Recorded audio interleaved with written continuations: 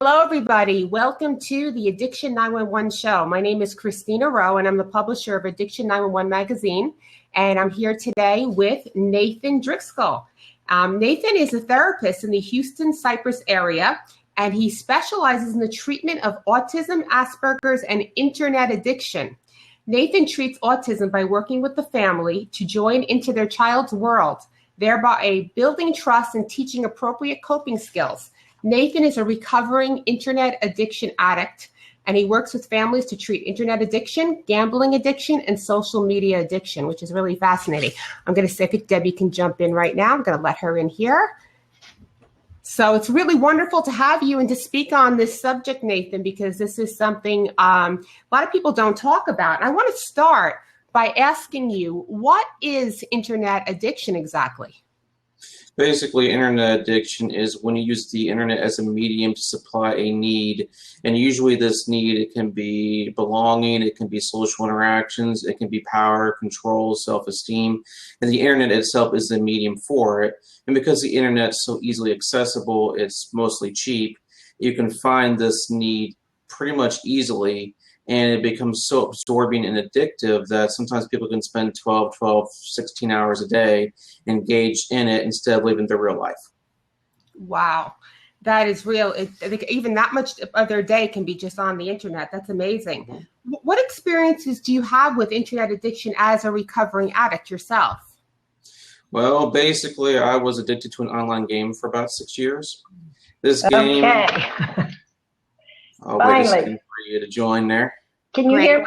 Welcome, Debbie. Yeah, we were just asking Nathan about his own experience with addiction. So we're going to I can't see or hear Nathan. Oh, okay. He's on. He's Okay. on. I can hear you. So, okay, Nathan, continue. I'm sorry. So tell us exactly what you were addicted to a certain game online. Yes, I was addicted to a game. I started in about 1997. This is when we had the dial-up modem days. And I played a game that actually was text-based, to where you actually read everything on the screen. It was really nerdy, by the way. This is before World of Warcraft and any of that stuff. This is really, really old. This game came out in about 1994 is when it was made. And this game was one of the first real games to have thousands of people who played at the same time.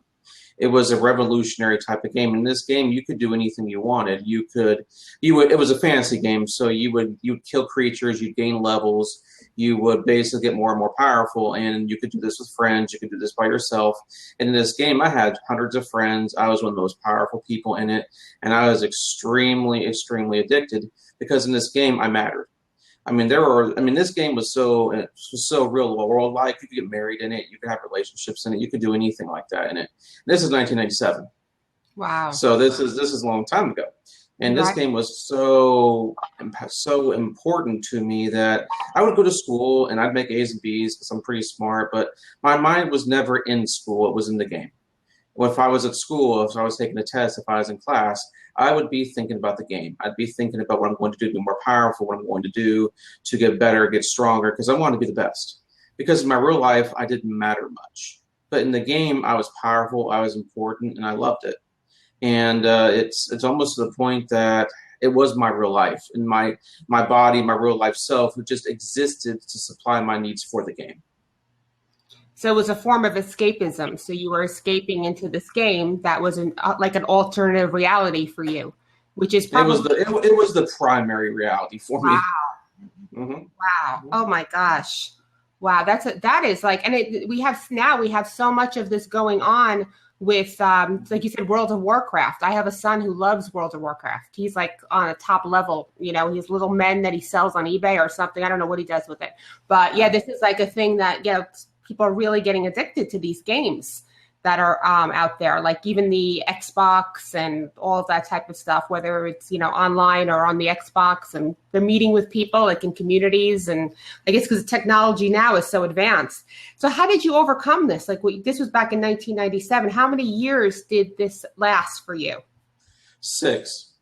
It lasted about 6 years. Wow. And when I played the game, I was a college student. Well, I was first starting my senior year of high school, and I went all the way through most of my college. And I made A's and B's. I had a good grade. My average not the best, but I definitely was not failing. I had about a 3.4 most of the time. So now, to see, And addicts are ingenuitive, right? So I learned how to multitask. I would have 2 computer monitors, one with the game, one with my homework. See, and I would also build programs and scripts, artificial intelligence type things. Well, okay, not really, just little basic scripts. But they were very, very complex. People actually wanted to buy them from me because they were so good. That would actually run my character when I wasn't around. So I'd be sleeping, and it'd run my character, and it'd make a noise for me to wake up if there was something I need to interact with. Wow. So this was all consuming. Oh yes, this was. I would dream about the game. I'd plan about the game. The game was my entire life because, man, I loved it. I mean, well, okay, addictions love hate. You love it and you hate it. I loved the power control, but I hated that the game was starting to get more difficult. It was starting to get more challenging. See, the people who made the game didn't like me because I would beat them when I played the game. I was better than they were. Wow. And when creators of the game, they don't like it when you can beat them at their own product. So they started to change the rules of the game a bit. And it wasn't just me they changed the rules, but I was part of it. So it made my life more difficult. And eventually I decided one day, just because everyone told me I was an addict. Of course, you don't believe me. Oh, well, I make A's and B's in school. Addicts are losers under a bridge. See, that'd be my little excuse, right? So one day it just clicked to me because I was a psychology student. I was about a year from graduation, really. I'm thinking, okay, everyone told me I was an addict, and I knew what addiction was, but no, that can't be me. One day it just clicked in my head. It just clicked and went, my God, I'm an addict. And the thing for me, though, is, well, what's funny is my character and stuff in the game was worth over $10,000. Wow. I mean, this was really, I had one-of-a-kind items in the game. I mean, I was one of the most powerful people in it. See, but for me, once I knew I was an addict, I realized I had to cut it from my life. I can't even have access to even sell it. So I gave my character away. I gave the account away, $10,000 worth. I gave it to a friend in the game and said, take it, sell it, keep the money because it's drug money. Basically, wow. It's drug money to me. And I cut it. And the thing is, though, and this is what any kind of addiction, you have to cut the people from your life that are engaged in the addiction. I had 50, 60 friends in this game. I had to cut every single one of them the same day. Wow. So that one day I sent messages to them and said, I'm leaving the game. I'm never going to speak to you again because we have no relationship besides the game. We have no reason to communicate. We have no reason to exist. And if I talk to you, it's going to be a trigger for me because then I'm going to be thinking about the game. I'm going to be thinking how great it was. And I'm going to be back. I have to cut you from my life. It's nothing personal. By the way, you're an addict. Get help too. Wow. So and one day I lost the game in my entire social support war. By the end of that day, I had no friends, I had no game, and I had no life. But I was free to make one now. Now I'm going to tell you it wasn't easy either because the reason I played the game is I'm shy, I'm nerdish. I'm sorry, I just am. But with when you have slow self-esteem also, which I did, you don't want to interact because you're afraid, well, who's going to listen to you? Who's going to take you seriously? No one wants to talk to you. These are lies. These are cognitive distortions you think in your head, and you actually start to believe they become beliefs. So for me, I had to change how I believed, and I had to find an activity to take those 8 hours a day that I was playing a game and shove my time into. So I became a web designer and taught myself that, and actually started to work for my school and other places as a web designer as I was in school. So you took those talents that you had on the internet and channeled it into web design, which was a healthy activity as opposed to gaming, which was very unhealthy for you. And being in that world with, friends that really weren't friends. And I think that's for for all addicts, whether it's drugs or, like you said, gaming or, gambling, it's you can't associate anymore with those same people who, you were hanging out with before because they'll just want you, those friends are going to lead you right back to the same place you were, which that probably is one of the toughest things is getting rid of people who, were important to you in your life, but are not healthy in your life for you. So that's actually amazing. So, this is a subject that's really, I don't think it's talked about. You always hear addiction. We think about, most primarily drug, alcohol addiction. So how is this diagnosed? Are there treatment centers, diagnosing this now, taking people in? What exactly is going on with this for internet addiction? Well, the big problem is this is not a classified disorder. In the DSM-5, they've had recommendations to look at online gaming addiction, but there's not enough research yet, and that's because there's no research in this field hardly at all. Because in this problem, we have internet access pretty much everywhere. So we have it in the internet in people's homes. You can't really monitor and measure what they're doing. So we don't really have measurable rates to see what people and activities are doing online. But in countries like Korea and Asia and those countries over there, most of the people over there cannot afford to have the internet in their homes. Either it's not in their locations or it's too expensive. So they go to internet online cafes.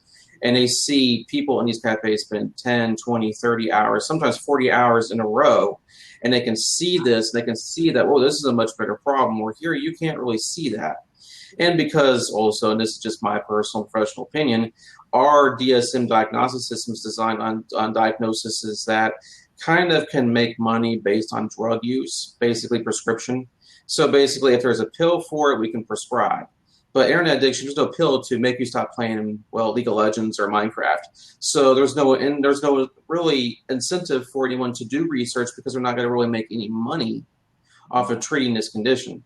So if you, as you said, is there treatment centers, anything like that? Not really. There's a few in the country, but no, there's not many people that deal with this because psychology is mostly run by people of an older generation who don't understand social media, the internet. Some of these people have never even been on the internet. And this is 2015, like I've never been on it, I don't need it.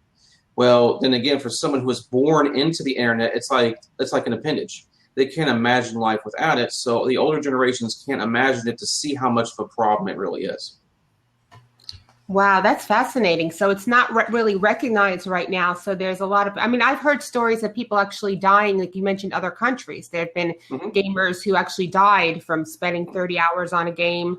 You know, they just, I guess they don't eat, they don't sleep, they just do nothing to their brains. You know, maybe the suicide rate is probably higher, but like you said, this is all like new territory. And you mentioned social media addiction as well. And that's, you know, people are spending hours and hours a day on Facebook, right? And just, is Facebook probably the one that really gets them more addicted, or it could be any of the social media sites? It's usually a combination, Facebook, Instagram. There's many. I mean, there's thousands of apps now. YouTube is big, but really with social media, people aren't using just one app. They're using many. And they're spending all this time in all these apps. And what they're doing is they don't even realize they're doing and spending all this time, and they're wanting relationships, they're wanting connections, and if they don't have access for a period of time, they go into something called information withdrawal. I've actually had people have convulsions because they were not on the phone, not able to see what they were doing and who was talking about them, what was going on, and they didn't even feel like they existed or mattered. I actually had a client once that was almost suicidal because they didn't have their phone for 3 days. My God. And, you know, it's really scary because you've mentioned the phone, and I think we're all addicted to our phones. I mean, if I leave my phone, my iPhone 6 Plus at home, which I did by accident, I had to go to the chiropractor, and like I'm reaching in the waiting room for it, like, and I'm like, oh my God, my phone's not here. And then I'm like feeling that little panic. I'm like, what if somebody, you know, is trying to get a hold of me and they can? And like, it's like a little sense of panic, you know, till you get back to your phone. And I think we all kind of have that. Like, we're just it's like part of our body now, the phone. You know, we're sitting, like, I'll be sitting there going like this, and I'm like, and then like, I'll be like, oh, where do I click on now? My thumbs are going up in the air. It's like, it's bad. Like, we reach for it before we wake up, before we go to bed. And it becomes, I guess, when does it become an addiction, and when is it okay? I mean, what would you say about that? See, here's your true problem. It's becoming normal. The best analogy I have for the internet is it's like television. Are there television support groups? Is there a television addiction? Is this being diagnosed? The internet's becoming the same thing. It's, everyone's on 8 hours a day. What's the big deal? It's becoming normal in our society to where that is like an accepted, almost expected behavior. And when that happens, and it's not normal. It's not normal to sit in a restaurant and have your phone and not even communicate because you're on your phone. It's not normal to be at a sporting event and to look at your phone and not even watch the sporting event because you want to post a picture to Instagram. This is not normal behavior, but it's becoming such in society. And when it does, well, people like me aren't really going to be important or used because, well, that's just normal behavior. That's part of society now. There are parts of the world, like say in China, where they're actually paved the streets with cell phone signs in an area for people to walk who have cell phones because they were walking into traffic and dying because they weren't looking to see where the cars are coming. So there's special little sidewalks that have pictures of cell phones on them. So while they're walking down the street, they don't get hit by a car. That's really scary. I mean, I've yelled at my teenage daughter for that. We will go to the mall and she'll be, you know, walking and she'll be like, I'm like, Sabrina, stop that. You know, you got to pay attention. There could be cars pulling out. Don't do that. I mean, and a lot of people too, when you're talking to them, that's one thing I don't do. If I'm talking to somebody, I don't answer my phone unless it's like an emergency. If I see like texting 20 times or something, I'll look down and it's an emergency, but I find that to be really rude if I'm spending time with somebody and then they're like, shh, and it's every generation. I mean, it's funny because my own mother, she's 69 years old, and she used to like criticize my kids and stuff. Oh, they're at the dinner table with the phone. Well, now she has an iPhone. And there's my mom, she's just as addicted to everybody else now. We have a couple questions for you, and I just want to refer to them on the side here. And this is from Parent Dome. And let me get the questions here. Okay. Nathan, what is your experience with the awareness of child's addiction? He means, should clarify outward manifestation, hygiene, extended duration, rage, attachment, and withdrawal. Most of the children that I see, they don't consider this an addiction, although they consider normal behavior because their friends do it. And I've actually had clients. I've had two of them. They wore diapers because they didn't want to stop playing their game to use the restroom. No way. Oh my God. So when the question about hygiene, for example, they don't care. Because again, the game is what matters. It does not matter what your physical body is. What matters is the game and supplying that need. That need is, I need to be in the game. I need to be playing it. I need to be part of it. I need to be a part of something. And, well, if I need to use the restroom, then I'll just use a diaper. And some of these people are malnourished because when you have an addiction like this, food, like simple impulses like food, for example, does not compete with the need to actually be online. Now, eventually it will to a degree, and they'll grab something really, really quick just to satisfy it. But needs like the bathroom, for example, well, if I have a diaper, it satisfies that. It's like, no, that's shocking. Oh my God, an adult would put, or a teenager would put a diaper on? I mean, like, okay, Parent Dome has a question here. When do the parents recognize this? They just fuel up on more. So if if you're a parent and you see your teenager, I mean, that's extreme, getting a diaper, but like, what are some of the less extreme signs that a parent should be looking for a child or a teenager, or maybe not even a parent, maybe it could be your spouse, it hits all ages. What should we be looking for that maybe a loved one is suffering from this? Basically, if it's a child, the best way you can tell is grades, because grades will start to slip. Also, the thing is, you need to watch how often they're on electronic devices, which is probably all the time. Electronic devices are the gaming machines, phones, tablets, watches now. I mean, just anything that's electronic. I've seen refrigerators with the internet in it. Really, do we need the internet refrigerator? I mean, really, come on, get real. I've seen it, and I've had it. If someone's carrying their phone, for example, into the bathroom with them, or they're carrying their phone everywhere, these are just signs that, you really might need to kind of think about what you're doing. You might have a problem if you're spending all this time, if you're neglecting real life relationships. Because a lot of people on the internet, these internet relationships, they don't care to be physically in the same room with the person. It does not hold the same weight as somebody who's of an older generation. Oh, my friends came over. We just talked on the phone. To them, it's the same thing, or even the phone's better. Because the phone is about control. And here's the main problem I see with the technology right now. It's making relationships on demand. Basically, I don't have to talk to you or interact with you until I want to. Basically, this is a friendship of my convenience, not yours. And if I don't want to talk to you, I don't want to do anything with you, I'm going to push you off until I want to, because you're not important. I am. It's becoming more of a narcissistic trend. And I know we kind of jumped the topic there. But basically, to me, if you're starting to not have many personal relationships, if you're not doing well in school, if you're an adult and you're on the internet at work all the time, or you're in a restaurant and you're on your phone all the time, maybe there's some issues there. Or, for example, and I got to say, I have this problem myself, if you can't go through a restaurant without checking your phone every 5 minutes to see if you have an email. And because, as you said earlier, it's like an appendage. There's times I pull up my phone to check it. I don't even remember actually telling my brain to do that. It's just one time I was in the grocery store and my phone was in my hand. I didn't even know how I got there. I went, how did this get in my hand? I went, can I even go an hour without pulling my phone out? I couldn't do it, because we're so conditioned now that it's normal, because it's the information withdrawal. What's going on? What's happening? Is someone talking to me? And for me, it's more of a business reason. I don't have social media for social media. I have it for business purposes. I hate social media because I find it I'm also I have a degree in information technology, so I'm very versed in computers. I find social media to be very dangerous because there's no privacy in it. So I don't have any personal media for myself. For me, it's business reasons, but still, even though it's business reasons, I still want to pull up my phone and check it because what if someone contacted me? What if someone has a question? Can't they wait an hour? Well, it's funny. I'm like that too. Like if I leave my phone upstairs on the charger and I'm going to go watch TV downstairs and I'm like, oh God, it has to, but I want my phone because like what I'm thinking, what's going to happen in the hour I'm going to watch a TV show? But like you have this horrendous feeling, and I use it also for business, but that's the problem too. When you're on the internet for your business and you do your business online, you can get, you could be spending so much time, in the same way where you feel like email, for example. The other day, I got locked out of my Gmail account for the first time in 10 years. They said overuse of Gmail, which I don't even know why. I only had like 2 browsers open. I was like, oh my God, it said it could take up to 24 hours to get into my Gmail. And I'm like panicked. I'm like, oh my God, people are going to contact me. I can't answer. It was like this horrendous.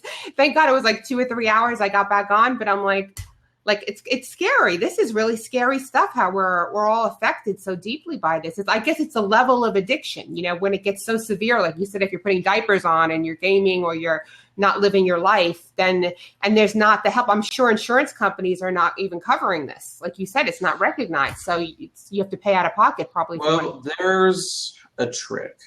Okay, this is what I've also seen. I've never seen someone with internet addiction where that's the only problem. It's comorbid.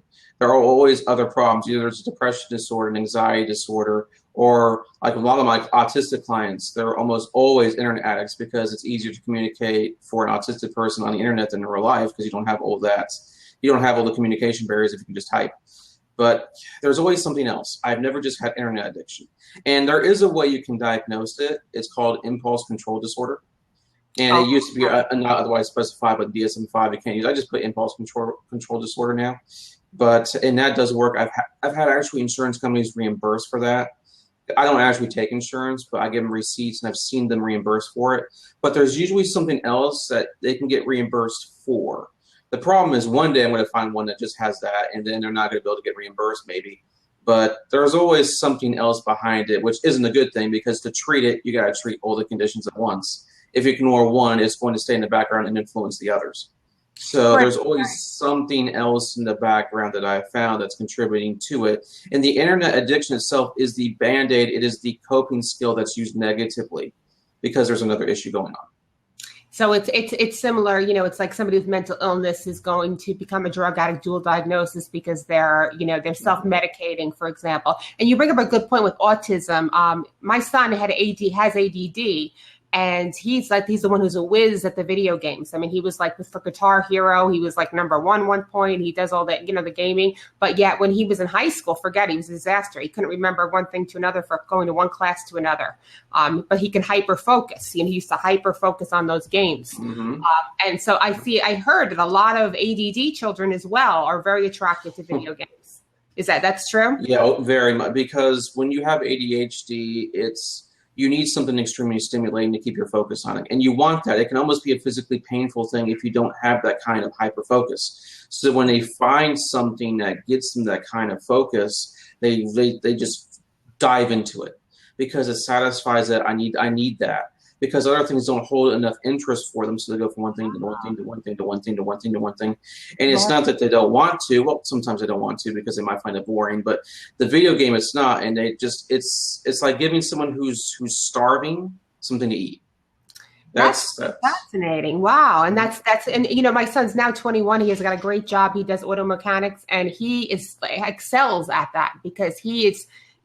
Jumps into it and he's always has to be the best. So I think that's one of the, if they hyper focus on anything, whether it's a job or a video game, they channel that energy into it. So, so it could be positive or negative, with that. But you're saying with autism and with ADD and all these conditions, that an underlying that lead to internet addiction. And that could range too. We're talking right now about gaming and social media, but you also said there's different types of internet addiction. what are the most addictive ones, and what other types besides the internet and the actual internet and gaming and social media are internet addictions? Basically, the three main ones that I see is the gaming addiction, the social media addiction, and the pornography addiction. Someone can have all three at once. You can have one, you can have two, you can have three. The one that I find is the most dangerous might be ironic, but social media. Really? Because the social media has identity issues based in it. I have seen many people with social media addiction to where if they're not engaged in social media, they don't have an identity. If they don't have tons of friends, if they don't have people talking about them, if they're not part of something, they don't exist. And this is where suicide can come in. Because I've seen many of them that if they're not online, if they're not talking to their friends, if they're not part of some kind of something bigger than themselves, which for them is friends and relationships. And when I mean friends, see, Facebook's destroyed the word friend. Friend to them is just a number. It's, well, I got 500 friends here, so I'm popular, so I feel good about myself. And popularity problems have always existed. That's not new. But now it's so extreme because now you have a way to measure it. Now you have a way to measure it, not just to measure it for you, but for the whole world to see. So the whole world can see that you're not popular and you're a loser. Wow. And that's where the bullying, that's where the trolling, that's where, oh, well, you only got 70 friends, so you should go kill yourself. I mean, this is what people are told online and social media because trolling is such a big deal, and that's why a lot of them. The most dangerous one to me, as far as life and death, is social media, and because that's also so prevalent everywhere, that's not going away. It's only going to get worse. And the gaming addiction, yes, that's bad. There's no question. And yes, people do die of it, but not much here. Because again, they're in their rooms instead of in the cafe 40, 50 hours. They're in their rooms with parents who are actually dragging them from the computer. But the pornography addiction, that's the one that's probably going to destroy the most relationships. And that's the one that's basically considered normal and okay now. That's a really, pornography is, well, everyone does at school. And if you're a teenager and you're not looking at porn, if you're not sexting, if you're not doing that, you're a freak. You're required to do it, but if you do it, you're a slut. It's if you do it, you're bad. If you don't do it, you're bad. You're bad no matter what you do, especially if you're a girl. So if you send your stuff, if you send pictures of you out, you're a whore, you're a slut. But if you don't, then you should, because that's the only way you're going to get a boyfriend. Oh my God. So then how do you function? How do you function healthfully in a healthy way in that environment? Boy, it's not easy. No, it's because society itself has turned this into normal. So this is what our teenagers now are facing, and a lot of parents are totally unaware and oblivious to what's going on, the pressure that they're facing with this. And like you said, it's true. If you put something, and this happens even to adults, and I think most people could relate to this, you put something on Facebook and nobody likes it, you check, you go, oh, did I get any likes? Oh, I only got 2 likes. Wow, I'm a loser. Yeah, your brain, that negative voice goes in your head, why does nobody like me? Or why are people unfriending me? Or why don't, I had this many Twitter followers and now I have this many, or nobody's following me back. This whole thing is going on with people feeling bad about themselves because of these things and these numbers. I have here, Parent Dome is saying here that, okay, this is the drug is how you can establish a false celebrity on social media. That's a really good point. And that's what I think. Now, this may be for adults, it's an ego thing, but for kids, like you said, this could lead to suicide with the cyberbullying or not being popular. I mean, it's torturous enough when you were normally in high school and there were the clique and the in crowd. And, but now these kids also have it on social media. They take school home with them and it's hours later on. And now this whole clique thing is still going on. I never really thought of it that way before. That today's generation is dealing with that. I have a question for you. What do you suggest for parents with small children? I know I have a grandson of 2, one who's 5, one who's 1. The 5-year-old is already, he knows how to work the iPad. In fact, the baby is just a year old this summer, 8 months old. He was swiping on the iPad. And I was shocked. I'm like, he knows how to swipe already. It's like, did they come like wired now as newborns? They can swipe, he's sticking his finger. So like, what should parents do? Like my grandson JJ already, he likes, he has the Xbox, he likes those games. I mean, I'm sure my daughter limits his time on it, but what should, young people with young kids, how do we prevent this from becoming an addiction for the children? Well, for one, someone who's 6, 8 months old really shouldn't be around an electronic device like that. They should have regular toys, regular things that they can engage in with their hands. Because a baby at that age, they need stimulation in a 3D world. And it's very interesting to see how interactions occur with a 2D world, because right now these are screens, but they need to be able to crawl, to have toys, to grasp. I wonder how the development's going to be if they don't have that, where it's just their stimulation is just this. I think they're watching. Like in my case, my grandson wasn't actually, he was sitting on my lap with my other grandson. My other grandson was playing the game on the iPad, and he reached over and went like this. So maybe he was mimicking his brother, but you're right. Like there are some parents actually giving the baby that young the iPad. Oh, I've seen it. I've actually seen baby strollers with little indents, so that's where you can put your phone so they can play with their phone when they're like maybe 6 months old. And they're playing with the phone for 6 months. Yeah, all right. That's, yeah. Yeah. And the thing is, I mean, I would not give, see, that's the problem. Sometimes there are advantages to these devices. Sometimes there are educational things. Sometimes, that's the problem. Not all technology and all this is bad. If that is the case, then I can be on this computer right now and talking to you all, right? See, that's it. Technology is a tool. So yes, they need to have access to the tools, but they need access to things that aren't electronics as well, especially at that younger age. They need to be able to go have toys, go outside. And the problem is now we're such an inside society because we're afraid of walking outside our door without being shot. See, so now we're all enclosed, we're all introverted now in our own little houses, and the way we satisfy our extroverted needs is by being online. So now, and this is what we're teaching our children, and the problem I see with most parents is they say, fix my kid's an addict. Well, they're addicts too. And so if the parent does not fix their addiction, the kid's going to say, well, you don't fix yours, you're a hypocrite. And the parents say, well, I'm not the problem. And the problem is the family and the family system as well. It's not just a child with the addiction, it's the family system. And that's what I tell the parents. Well, you need to fix your addictions if you want your child to fix theirs, because you're the model. So if mom is sitting all day long on, Facebook and Instagram, and then children are going to naturally want to do the same thing. They're like, where's my phone? Where's my iPad? And I'm game, so it's definitely right. The example that you're setting. So it's got to be broken. And that's what's so hard, because it's such a, like you said, it's everybody's doing it. It's like, seems like it's normal, because you look anywhere, everybody's on their phones using these phones as, for everything. We're using it for communication. We're using it for business, and everything and anything. It's our camera. It's our calendar. It just has so many music. It has so many purposes, which, like you said, are good, but then some of them aren't so good. It's our brain, because if I don't know something, I can just say, hey, Google, or hey, Siri, or I can just say, Siri, I can actually talk to it and it gives me information. It is our brain now. So, and remember, I'm a nerd, so I'm going to tell you, I've done research. We're going to have computer chips in our brains, probably 10 to 15 years, maybe 20, something like that.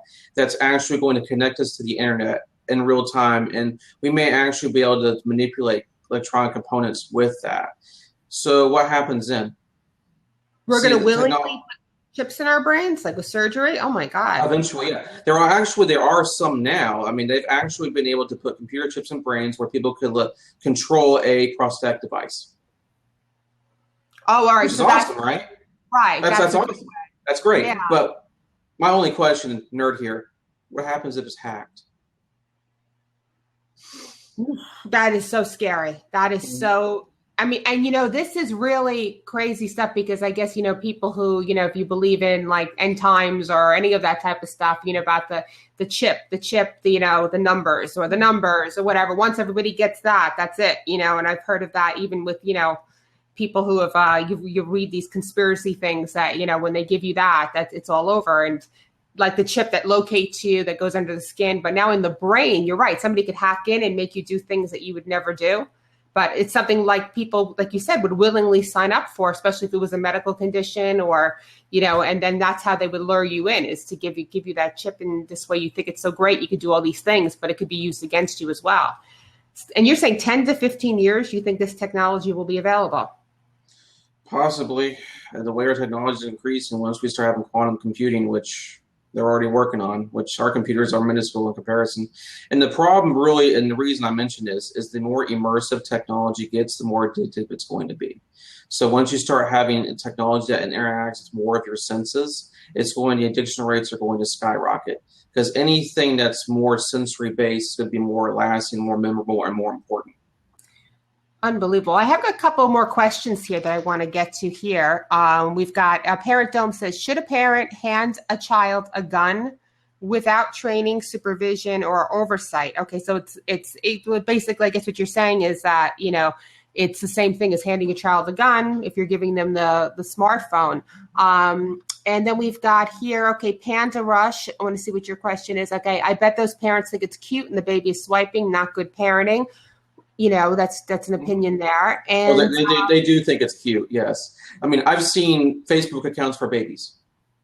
And by the way, I just want to make this point, being a technological person, any information you post to Facebook is not yours. And if you do not turn off geotagging in your devices, it gives basically your longitude and latitude coordinates, which means people on Facebook, anyone that sees that photo can download it, then know where you live, know where your kid lives. They can start to stalk you. This is where pedophiles and all that, Facebook, social media, they look at your photos, they can figure out your routines, they can figure out your phone number because you're going to post everything, right?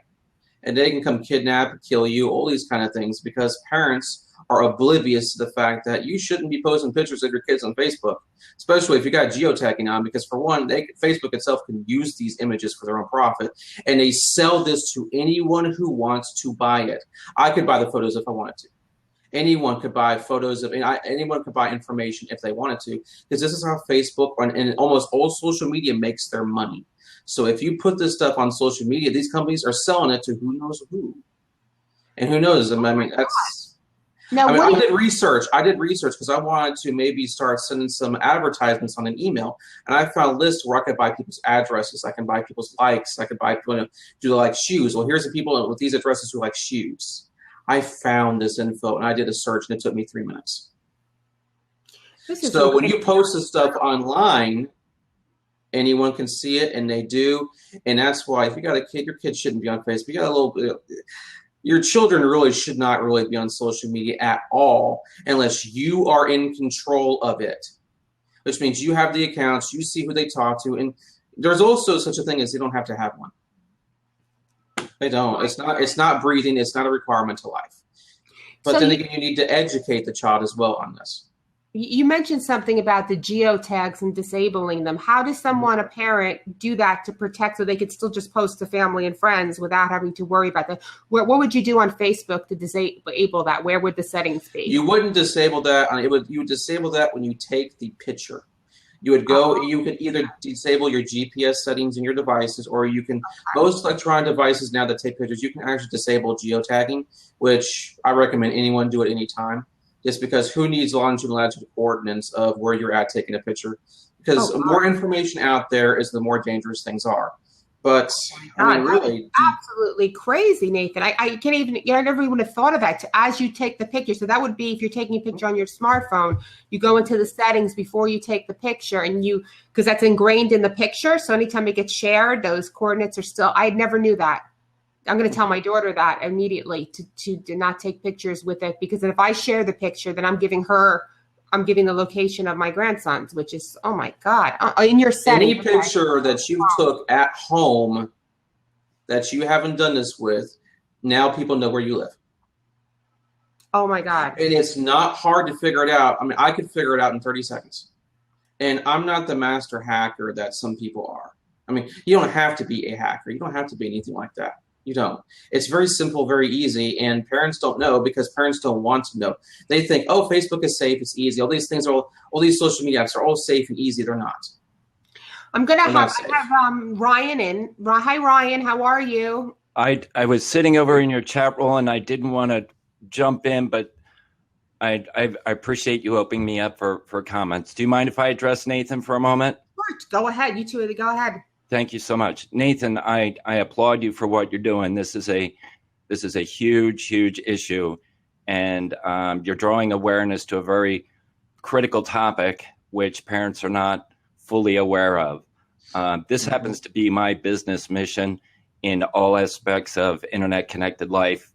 And you're hitting on some very hot points. So I would like to extend the invitation that after you're concluded that you connect with me and have a private conversation, because there is a huge issue on the internet that parents don't know.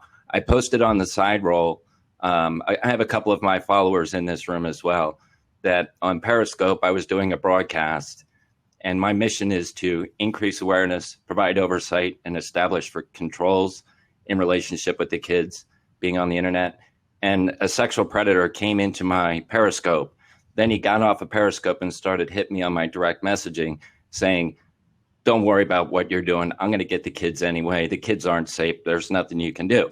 Now, I reported him to Twitter and I reported him to the cyber crimes unit, and I've had subsequent conversations. But you know the reality of the topic you're talking about. And Christine, I hear that you're getting a little bit of shock by some of the things he's saying about the geotagging. And I'm sensitive to what you're hearing. And it's almost that you're going to border on talking about creating fear.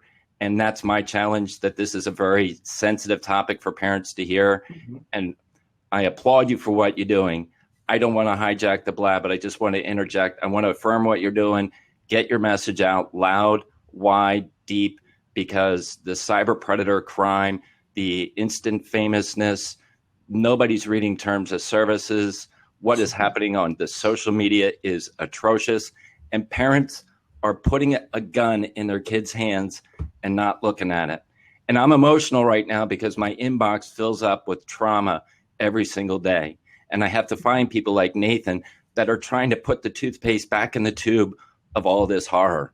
And it is horror that kids are being abducted on the first day of school because parents are posting their first day back to school photos. And I'm speaking fear, but it's a passion. So I just want to just drop 2 cents and say, good job. And Christine, I applaud you for bringing a very, very difficult issue into this light. And I think it took a path that you may not have anticipated it going. Well, thank you so much. Right now, I mean, this is something, it's one of these addictions, we're about Addiction 911 magazine, that I didn't see being covered as much. And when Nathan contacted me on LinkedIn, I was like, wow, that would be, I need to learn more about this, because it seems like we're just not educated, and to find people like yourself and Nathan who are out there and you're trying to help people and bring awareness to this is a really crucial issue.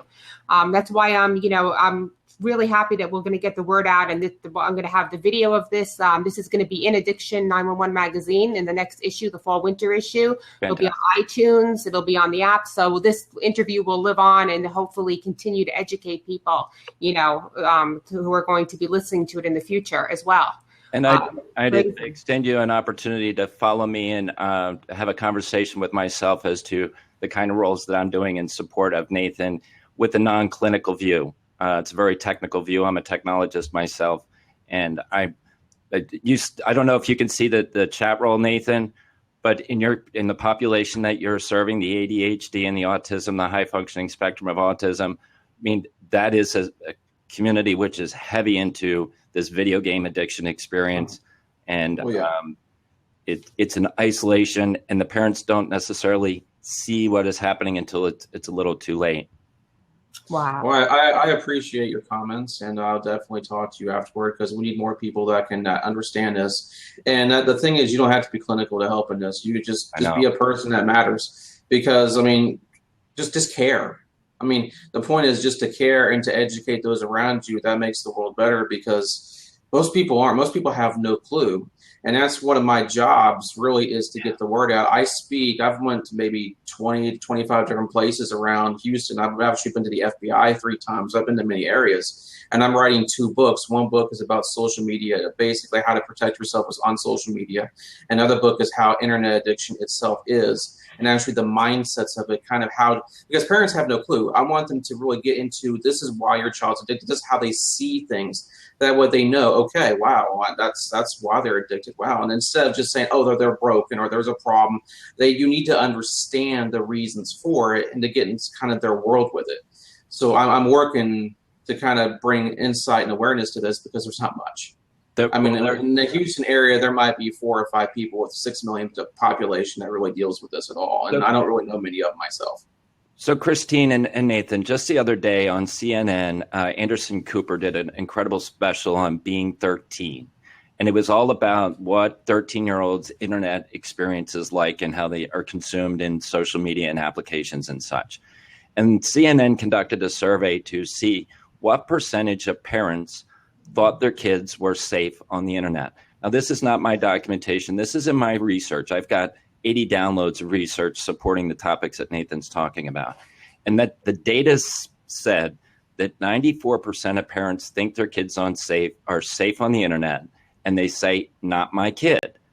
And my conversation and my advocacy is, if you don't see what your kids are doing and assuming that they're safe on the internet, then you yourself have never been on the internet.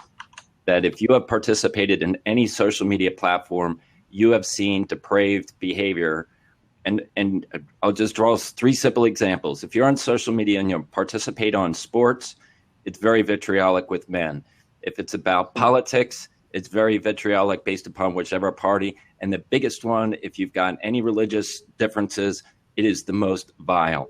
So if anybody is on social media and sees those 3 and or participates in those 3, they're perpetuating it and setting the model for their children to see what behavior, bullying, and horrible things look like. So, Christine, I'm going to hop off my soapbox. Thank you for the opportunity. Thank you, Ryan. Definitely. Thank you so much for sharing with us. Thank you, man. Wonderful.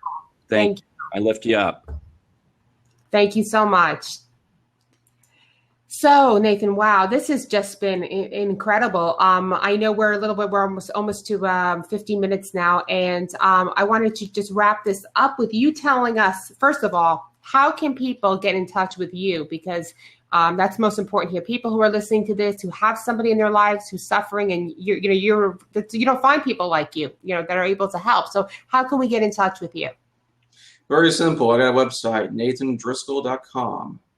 Okay, let's type that in here. Let's type that in here. So it's Okay, great. You put it in if you want to get that information out. And how do you, for people listening to this on the Addiction 911 podcast, could you spell that out for everyone who are listening to this on the podcast? It's www.nathandriskell.com. Great. And you can send me emails there. You can do a lot. You can basically contact me there. You can call me there.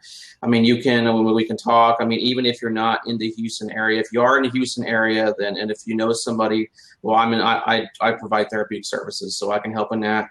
I also can do teletherapy services to people inside of Texas.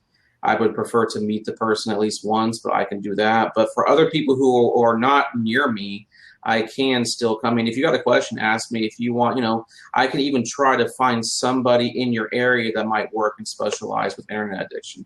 Many times I get comments, well, I'd love to come see you, but I'm in Wyoming or I'm in New York, and obviously I can't, so you do know somebody. So I go and I search for my therapeutic resources. I might be able to even find somebody that at least states that they work with this kind of issue. So if you can't see me, I might be able to help you to find resources to where that you can see somebody that can at least help you, who at least understands this issue. Because I don't really care if it's me. Can I be honest? It doesn't have to be me. You just need to get help in this, because there's very little help to be found. I am writing a couple books. I am going to try to get them out within the next year. And those books are going to have many resources about social media, about how internet gaming is. I'm going to go through my story in one of the books about how I was addicted, the mindset of it. And those resources are also going to have information where parents can kind of get an idea as to how they can help their children through this. Wow. That's great. We're going to add you also to the resource section of the magazine with your contact information, because this is a really important issue that, like I said, it's often, we've got such a huge epidemic with drug addiction and alcohol addiction, and and this is something that's growing and that's not as publicized, and we need to get the word out, especially with the safety issues that we discussed today. So parents, definitely go into your phone settings, and I guess you would disable the geo settings, so that'd be the GPS. Geotagging. Geotagging. Do you find that in the settings of your phone, like the iPhone settings or the Android settings? Yes, you can find that in the iPhone settings, in your Android settings, in your camera application. In the camera find that. application. Okay, all right, Yes, because we want to definitely educate. Every parent should, I'm going to do it. Everybody needs to do that. Number one, I did not know that, and that's pretty shocking. We have to protect the children and our grandkids and, and everyone, ourselves from the predators that are out there. And definitely go to Nathan's website. I want to thank you so much. This was just an incredible interview. And thank you for everybody here. Ryan, thank you so much. Okay, he also says you also need to disable the location settings in the phone itself and the browser you may be using and certain apps. It's not a one-click fix. Okay? Oh yes, and unless you disable GPS itself, which is location settings like he's talking about.